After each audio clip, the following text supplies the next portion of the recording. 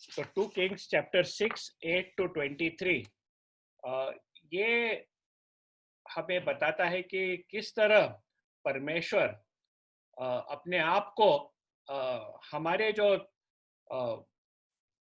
मुश्किल के परिस्थिति रहते उसमें किस तरह वो खुद को प्रकट करता है। परमेश्वर अपने आप को कैसे मुश्किल के परिस्थिति में अपने आप को प्रकट करता है हमारे जीवन में। तो आज का जो लेसन है वो एलीशा का और जो सीरिया की जो सेना है, सीरिया के सेना के बीच में जो उनका, जब मैं वर्ड सीरिया वापरता उसका मतलब है आराम। हिंदी में सीरिया को आराम करके देश करके कहलाते हैं। तो हम ये देखेंगे कि एलीशा और आराम के सेना में जो इंटरेक्शन होता है उसमें परमेश्वर किस तरह अपने आप को प्रकट करता है। तो हम 4 चीजें देखेंगे हमारे परमेश्वर के बारे में जो इस घटना के द्वारा प्रकट होता है। एक तो हमारा परमेश्वर सर्वज्ञानी परमेश्वर है। दूसरा, परमेश्वर एक सर्वशक्तिमान परमेश्वर है। तीसरा, हम देखेंगे कि परमेश्वर व्यक्तिगत और प्रार्थना को उत्तर देने वाला परमेश्वर है। और चौथा, हम देखेंगे कि परमेश्वर किस तरह से दयालु और अनुग्रहकारी परमेश्वर है। तो हम ये 4 चीजें देखेंगे परमेश्वर के बारे में इस घटना में के द्वारा। तो पहला कि हमारा परमेश्वर एक सर्वज्ञानी परमेश्वर है। इस घटने में हम देखते हैं कि 8वें वचन में कि युद्ध चला था, आराम देश और इजराइल देश के बीच में युद्ध चला था। और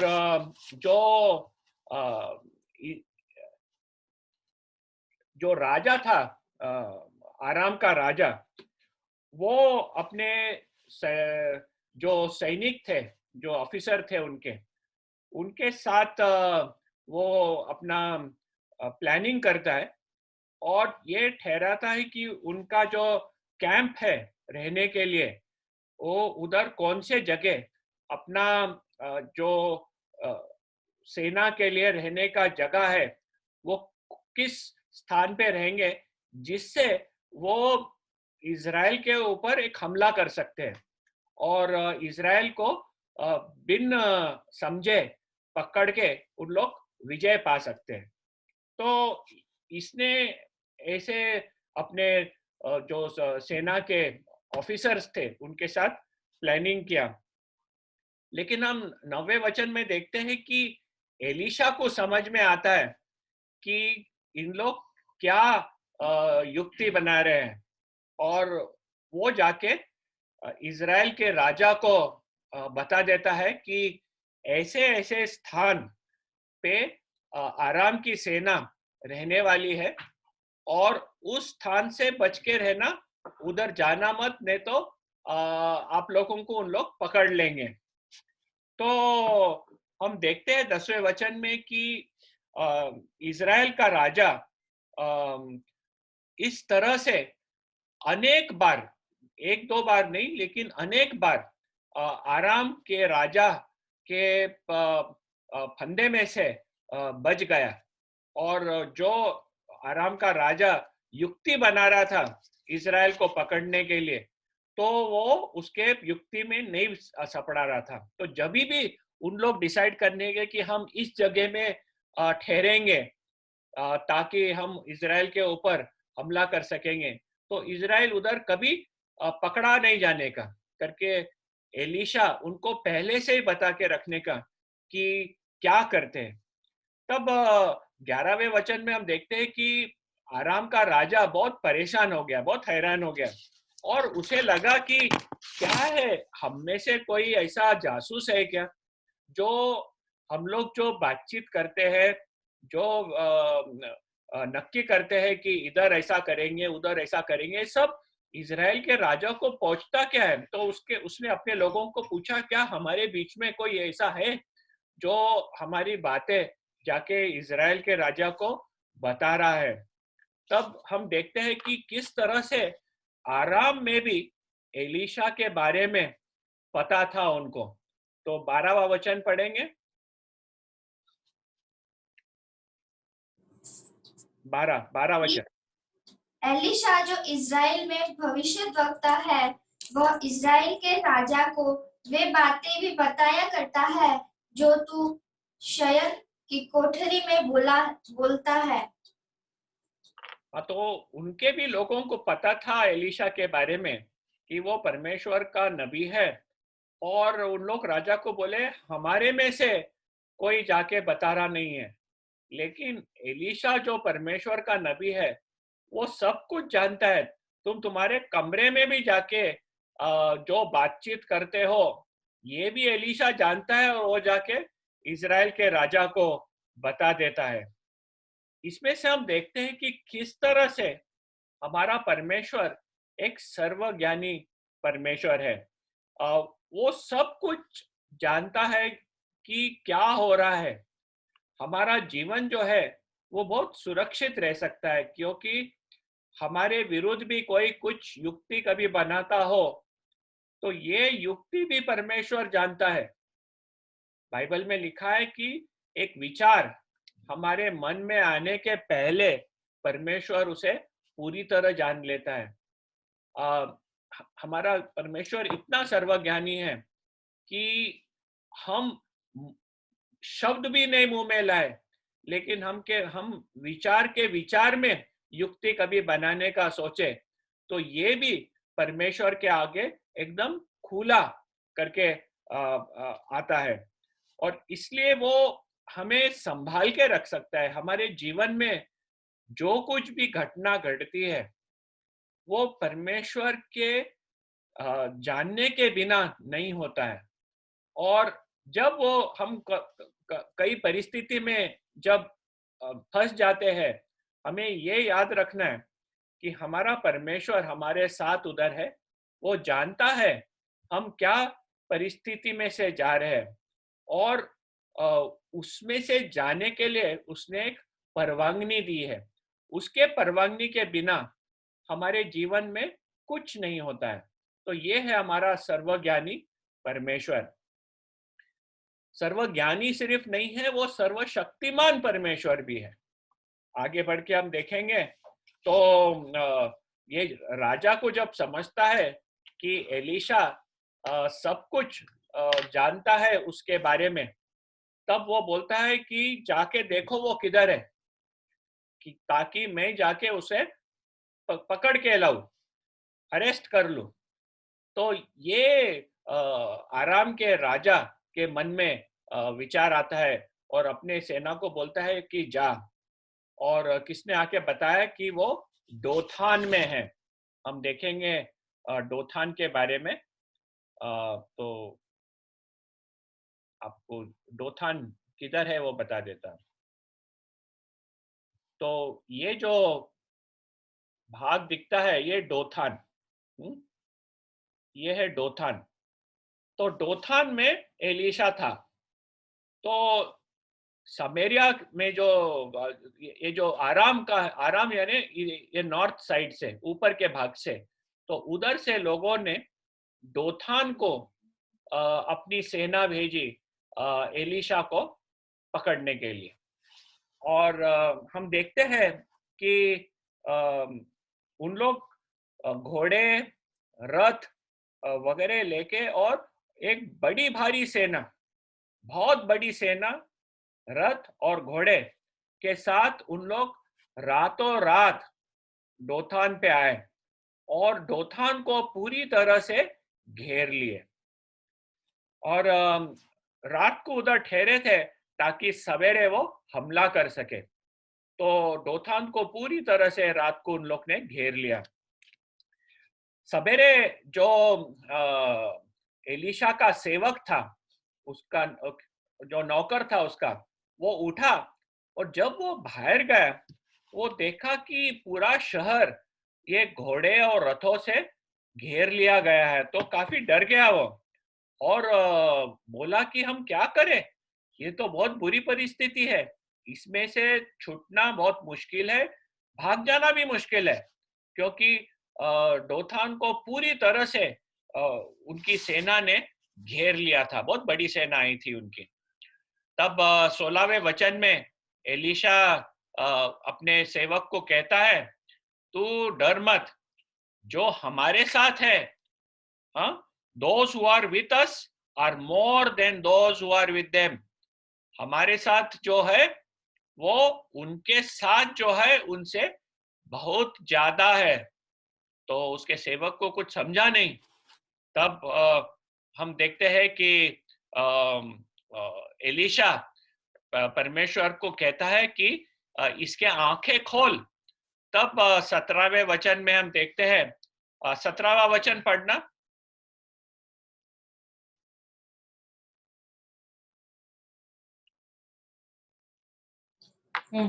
तब एलीशा ने यह प्रार्थना की, हे यहोवा, इसकी आंखें खोल दे कि यह देख सके।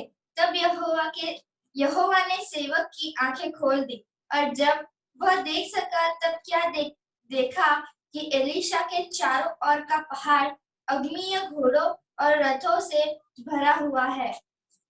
हाँ, तो ये पहाड़ी जगह था और एलीशा के चारों ओर अग्नि के रथ और घोड़े उसको चारों ओर से घेर के थे।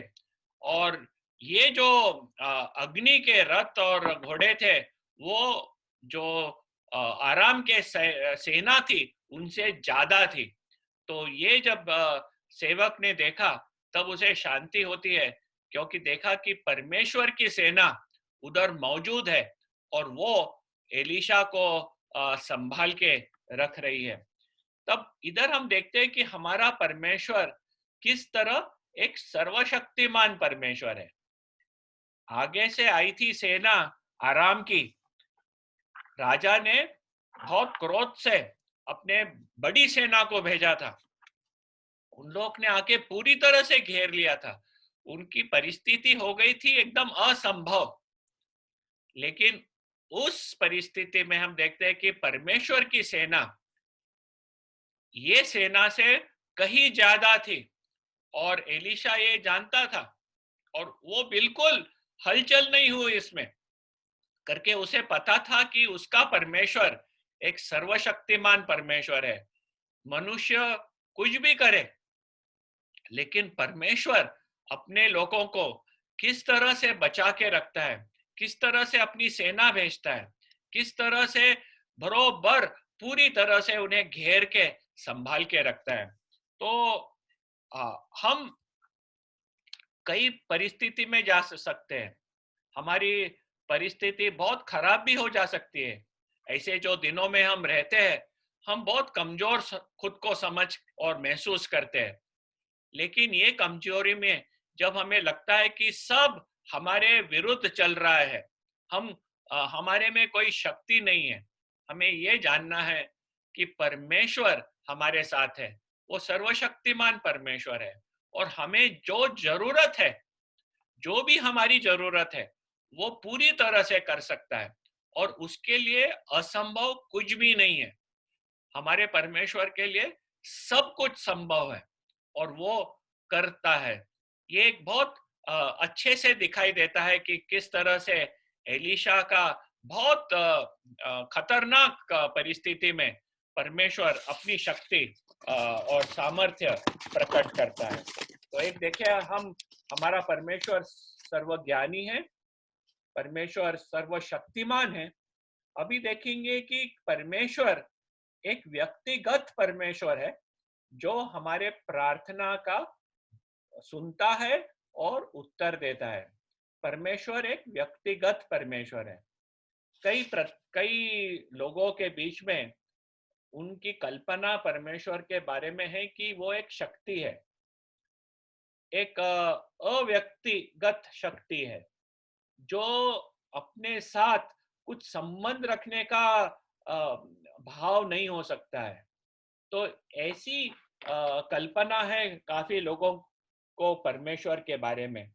लेकिन जब हम ये कथा, ये जो इंसिडेंट है जो वो पढ़ते हैं हमें ये पहचानने में आता है कि परमेश्वर एक व्यक्तिगत परमेश्वर है जो हमें सुनता है, हमारी प्रार्थना समझता है और हमारे प्रार्थना की उत्तर भी देता है।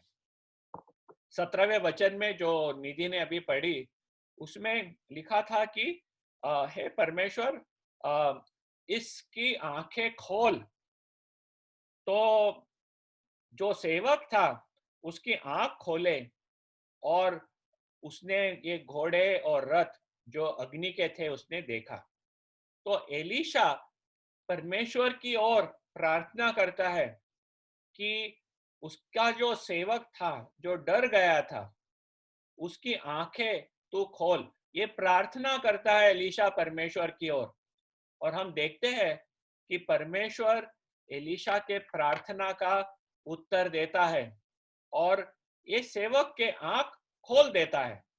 तो ये जो इस जगह में जो आंख में से जो नहीं देख सकता, सिर्फ वो सेवक जो जग में है वही जगिक चीज देख सकता था, लेकिन जो आत्मिक चीजें है वो नहीं देख सक रहा था। तो जब एलीशा प्रार्थना करता है कि वो ये आत्मिक रियलिटी को देख सके, तब परमेश्वर उसकी आंखें खोल के बताता है। आगे हम पढ़ते हैं कि 18वें वचन में कि ये आराम दूसरे सवेरे आराम की सेना ने तो ये जो अग्नि के सेना थी वो देख नहीं सक रहे थे, क्योंकि वो एक आत्मिक शक्ति है, तो उन लोग देख नहीं सके। तो उन लोग ने अपना हमला दोथान में शुरू किया। तो उन लोग सब एलीशा के ऊपर आने लगे। तब एलीशा वापस प्रार्थना करता है परमेश्वर की तरफ। एंड वो 18वां वचन पढ़ना निधि। जब आरामी उसके पास आए तब एलीशा ने यहोवा से प्रार्थना की कि इस दल को अंधा कर डाल। एलीशा के इस वचन के अनुसार उसने उन्हें अंधा कर दिया। तो अभी पहले एलीशा ने प्रार्थना किया कि मेरे सेवक की आंखें खोल दे। अभी प्रार्थना करता है कि ये जो सेना आ रही है आराम की उन्हें अंधा कर दे। और जिस तरह से एलीशा ने प्रार्थना की, वो प्रार्थना के अनुसार परमेश्वर ने ये जो आराम की सेना है उन्हें अंधा कर दिया। लेकिन ये अंधा जो कर दिया वो एक अलग टाइप का अंधा था। जब उसने उन्हें अंधा कर दिया, हम 19वें वचन में देखते हैं कि उन लोग सिर्फ कुछ कुछ देख सकते थे लेकिन पहचान नहीं सकते थे। ऐसा नहीं कि वो पूरी तरह से अंधे हो गए, गिर गए। एलीशा का वो इरादा नहीं था। उसे अंधकार ये था कि वो एलीशा को न पहचान सके। तो उन लोग जब एलीशा के पास आते हैं तब एलीशा उन्हें कहता है कि तुम गलत जगह पे आए, ये सही जगह नहीं है, और ये शहर भी सही शहर पे नहीं आए। आप तुम मेरे साथ चलो और मैं तुम्हें वो आदमी के पास ले जाऊंगा जिन्हें तुम ढूंढ रहे हो, जिसे तुम ढूंढ रहे हो मैं तुम्हें ले जाऊंगा। तो उन लोग एलीशा को नहीं पहचान सके। तो ये जो अंधापना जो परमेश्वर ने उनमें लाया, वो ऐसे टाइप का अंधापन था जिधर उन लोग जो हकीकत है वो हकीकत को नहीं पहचान सके। और फिर एलीशा उनको लेके, ये जो है डोथान, इधर से लेके नीचे समेरिया, काफी माउंटेन का रीजन है, पहाड़ी रीजन है। तो डोथान से लेके उन्हें समेरिया तलक लेके गया। और हम देखते हैं कि वो समेरिया तलक ले गया और उनको समझा भी नहीं। समेरिया यानी कैपिटल ऑफ इजराइल, इजराइल का मुख्य शहर समेरिया। तो उन लोग ने उसको समेरिया के अंदर तलक लेके आया। और बाद में हम देखते हैं कि वो कहता है, परमेश्वर को तीसरी बार प्रार्थना करता है कि हे परमेश्वर, इनकी आंखें अभी तो खोल दे ताकि वो देख सके। और जब वो उनके आंखें खुल गई तब उन्होंने देखा कि हम समेरिया के भीतर है। तो ये है हमारा परमेश्वर, जो एक व्यक्तिगत परमेश्वर है, जो हमारे प्रार्थना सुनता है। जब एलिशा ने प्रार्थना किया कि उसके सेवक की आंखें खुले, तो परमेश्वर ने सुन के उसके आंख खोल दिया ताकि वो ये आत्मिक रियलिटी को देख सका। जब उन्होंने प्रार्थना की कि ये सेना के आंख बंद हो जाए, तब उसके आंखें बंद हो गई और वो हकीकत नहीं पहचान सके। और जब उसने प्रार्थना किया कि उनके आंखें खोल दे, तब उन लोग जो हकीकत है पहचान सके और देखे कि हम समेरिया के भीतर है। ये है हमारा परमेश्वर। आप जानते हो कि एलिशा के पहले इलाइजा परमेश्वर का भविष्यवक्ता था, और उसने प्रार्थना की थी परमेश्वर की ओर कि इस इज़राइल देश में बारिश नहीं हो। और हम देखें कि करीब 3-3.5 साल उस देश में बिल्कुल बारिश नहीं हुई, एक बूंद भी बारिश का नहीं हुआ, और 3.5 साल बिल्कुल अकाल था उस जगह में। और बाद में एलाइजा, जब उसने जो बाल और आशेरा के जो भविष्यवक्ता है उनको उसने खत्म जब कर दिया, तब हम देखते हैं कि एलाइजा ने वापस परमेश्वर से प्रार्थना की बारिश के लिए। और एलाइजा के प्रार्थना के अनुसार परमेश्वर 3.5 साल के बाद इस देश में पहली बार बारिश लाए। तो ये है हमारा परमेश्वर, जो हमारी प्रार्थना सुनता है। वो एक व्यक्तिगत परमेश्वर है, प्रार्थना सुनने वाला परमेश्वर है, और वो हमें हमारी प्रार्थना का उत्तर देता है। पहला यूहन्न 5वां अध्याय और 14 वचन में लिखा है, वो जरा खोल के पढ़ेंगे। 1 जॉन चैप्टर 5 वर्स 14। पहला यूहन्न यानी पत्र, सुवार्ता नहीं, पहला यूहन्न पत्र, एकदम एंड में पहला यूहन्न 5वां अध्याय 14 वचन पढ़ना। और हमें उसके सामने जो हियाव होता है वह यह है कि यदि हम उसकी इच्छा के अनुसार कुछ मांगते हैं तो वह हमारी सुनता है। हाँ, तो ये है हमारी हियाव कॉन्फिडेंस कि जब हम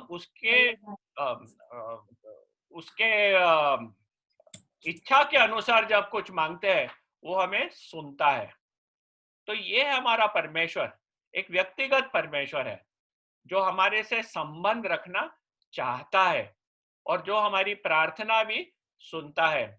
और हम भी उसकी इच्छा जान सकते हैं, ऐसे नहीं कि सिर्फ वो हमारा देखता है, हम भी इस परमेश्वर की इच्छा समझ सकते हैं। इसलिए वो 1 जॉन में लिखा है कि उसके इच्छा के अनुसार जब हम प्रार्थना करते हैं, तो हम इस परमेश्वर के साथ जब उसके संबंध में रहते हैं, तब हम उसकी इच्छा भी समझ सकते हैं, और उस इच्छा के अनुसार जब हम प्रार्थना करते हैं, वो हमें सुनता है और हमारे प्रार्थना का उत्तर देता है।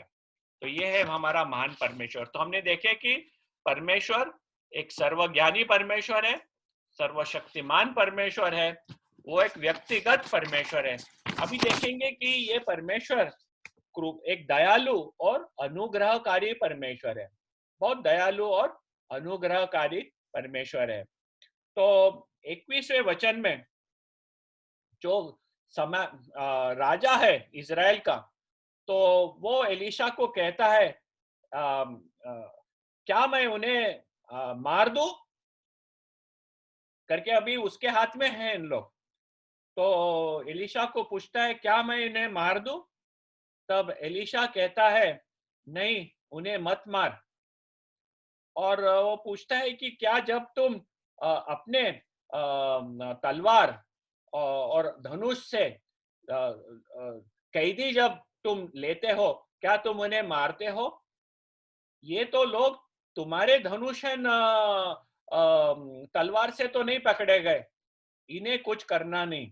तो हम देखते हैं कि एलीशा कहता है उन्हें नहीं मारना, क्योंकि परमेश्वर ने उन्हें उनके हाथ में दिया था।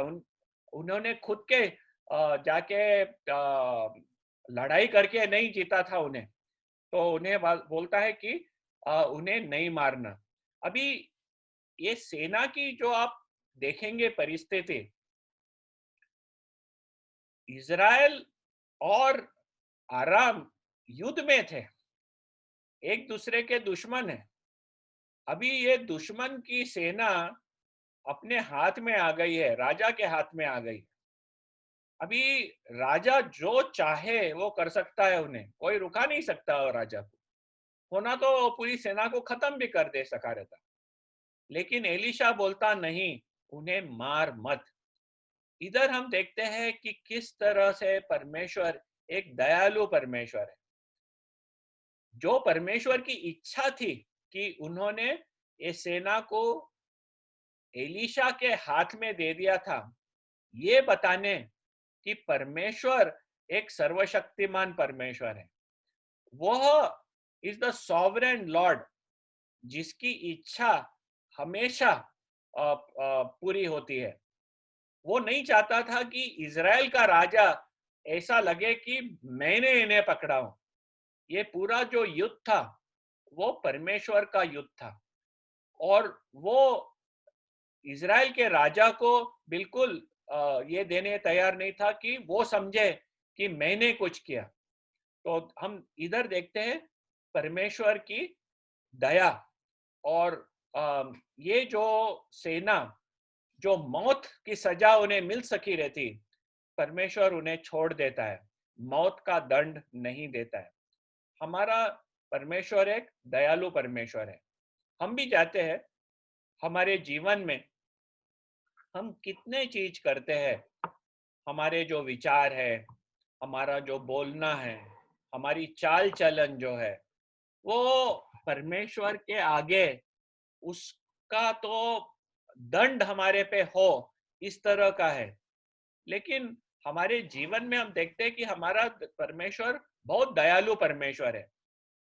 हर एक बार वो कभी हमारे कार्य के अनुसार हमारे साथ व्यवहार किया रहता तो हम लोग अभी तक नष्ट हो गए रहते, पर हमारा परमेश्वर एक दयालु परमेश्वर है, इसलिए हम लोग जीवित है। जो भी हम करते हैं, कभी कभी उसके रास्ते से दूर जाते हैं, कभी कभी हम उसके इच्छा के बरोबर विरुद्ध करते हैं, हम परमेश्वर को दुख पहुंचाते हैं, लेकिन वो हमारे को हमारे कार्य के अनुसार व्यवहार नहीं करता है। वो एक दयालु परमेश्वर है। अभी मृत्यु दंड तो बाजू, हम देखते हैं कि एलीशा कहता है कि उनके सामने रोटी और पानी रखो ताकि वो खाए पिए और अपने मालिक के पास वापस चले जाए। ये अनुग्रहकारी परमेश्वर का हाथ हम देखते हैं कि सिर्फ उनको मारो मत, लेकिन उनको खाने पीने दो, और खाने पीने के बाद अपने मालिक के पास वापस करवा दो। तो वर्ष 23 पढ़ना, 23वां वचन। तब उसने उनके लिए बड़ा भोज किया, और जब वे खा पी चुके तब उसने उन्हें विदा किया और वे अपने स्वामी के पास चले गए। इसके बाद आराम के दल इज़राइल के देश में फिर न आए।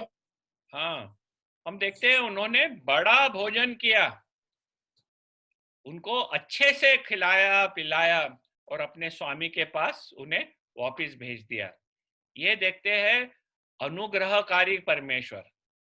इन लोग पकड़े गए थे, मौत की सजा मिल सकी रहती, लेकिन मौत के बदले उन्हें एक बड़ा भोजन दिया और उनको वापस अपने मालिक के पास भेज दिया। तो हम देखते हैं कि किस तरह से हम हमारे परमेश्वर के अनुग्रह के रिसिपिएंट्स है। हम हमारे जीवन में हम किस तरह से परमेश्वर का अनुग्रह महसूस करते हैं। हिब्रूज चैप्टर 4 वर्स 16 पढ़ना। इब्री करास पत्र चौथा अध्याय और 16वां वचन।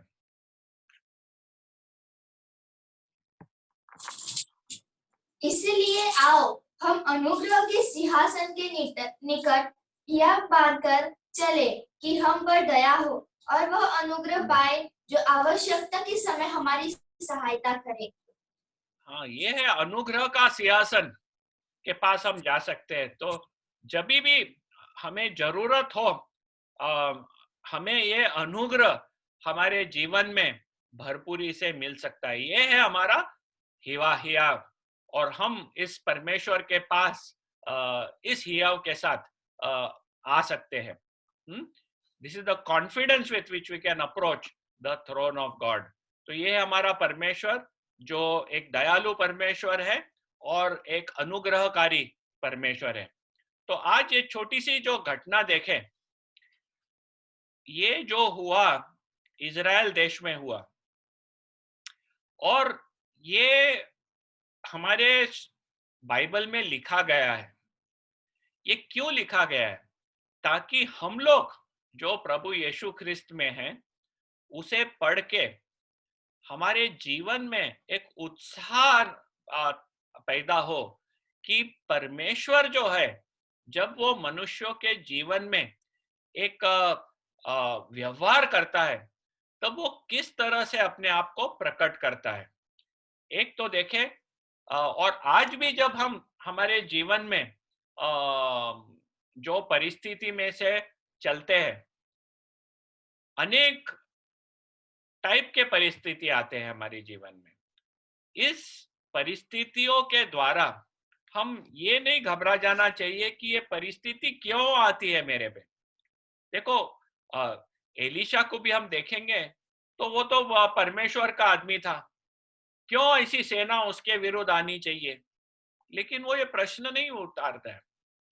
जो परिस्थिति आ गई उसमें से परमेश्वर ने अपने आप को प्रकट किया। हमारे भी जीवन में अनेक प्रकार की परिस्थिति आती है, लेकिन जब परिस्थिति, और ये परिस्थिति जब आती है तो ज्यादा करके वो कठिनताएं रहती है, थोड़ा दुख रहता है, हम लोग कमजोर हो जाते हैं, और ऐसे समय हमारा मन जरा ढीला हो जाता है और हम बोलते हैं कि परमेश्वर मेरे जीवन में क्यों क्यों क्यों कर रहा है, मेरे को क्यों, ये मैं सहन नहीं कर सकता हूं। तो हमारा पूरा मन हमारे जो परिस्थिति है, तकलीफ है, उसके ऊपर बैठी रहती है। हम उस पर से उठाकर हमारे परमेश्वर के ऊपर कभी केंद्रित करें तो हम अनेक चीज हमारे परमेश्वर के बारे में सीख सकते हैं। जैसे ये घटना में से देखें, हम ये जान सकेंगे कि हमारा परमेश्वर एक सर्वज्ञानी परमेश्वर है। कभी कभी हम लोग ऐसे बोलते हैं ना कि क्या परमेश्वर मुझे भूल गया है, क्या मेरी परिस्थिति ऐसी हो गई है कि परमेश्वर भी नहीं जानता कि हम लोग कितने तकलीफ में हैं। हमारा परमेश्वर सर्वज्ञानी परमेश्वर है, वह पूरी तरह जानता है। वो आपके तकलीफें जानता है, आपके कमजोरी जानता है, किधर आपको दुख हो रहा है वो जानता है, सब कुछ जानता है। और जब हमारा आंख परमेश्वर के ऊपर रहता है, तब ये हम उसके बारे में पहचानने लगते हैं कि सिर्फ बाहरी रीत से हमारे में जो हो रहा है वही नहीं जानता है, हमारे मन में क्या हो रहा है, हम जब व्याकुल हो जाते हैं वो भी वो जानता है। वो पूरी तरह से हमें समझता है। ये कितना हमारे जीवन के लिए एक सेटिस्फैक्शन है। दूसरा हम देखते हैं कि वो सर्व शक्तिमान परमेश्वर है। हम ऐसे परिस्थिति में नहीं है जिधर हम कमजोर है, और जब हम जो लोग हमारे विरुद्ध करने लगते हैं और हम कमजोर पड़ जाते हैं, इसलिए नहीं कि परमेश्वर का हाथ छोटा है, कि हमें बचा नहीं सकता। परमेश्वर का हाथ एक सर्वशक्तिमान हाथ है, वो हमें कौन से भी परिस्थिति में से छुड़ा सकता है।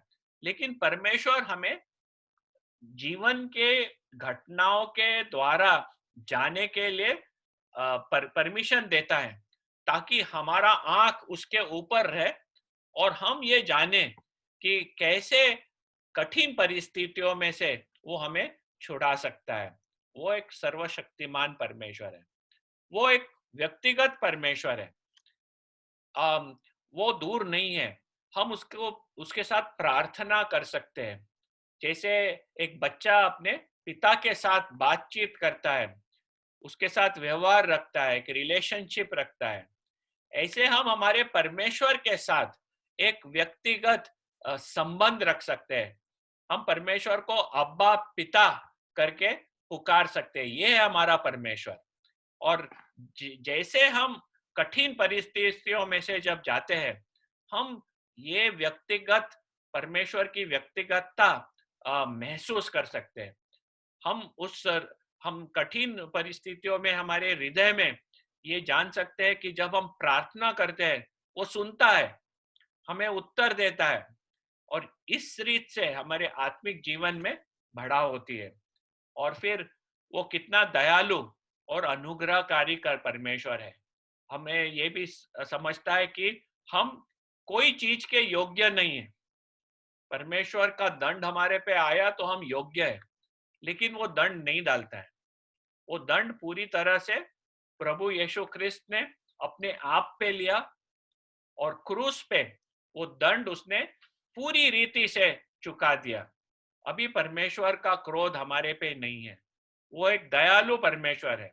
हमें हमारे जो परिस्थिति है, जो हमारे जीवन की घटना है, वो हमें दया से देखता है, और वो एक अनुग्रहकारी परमेश्वर है। उसके अनुग्रह इतना महान है, उसको हम समझ भी नहीं सकते, और इसलिए आज हम जिंदे हैं। तो ये है हमारा परमेश्वर।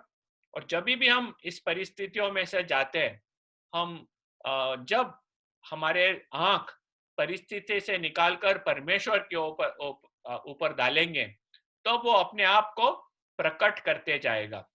जब हम लोग कलीसिया में भी मिलते हैं और जब शेयरिंग करते हैं कि परमेश्वर हमारे जीवन में क्या किया, यही है कि जीवन के घटनाओं में वो कैसे हम अपने आप को प्रकट किया है, ताकि दूसरे लोग भी सुनकर उसकी आराधना और स्तुति कर सके।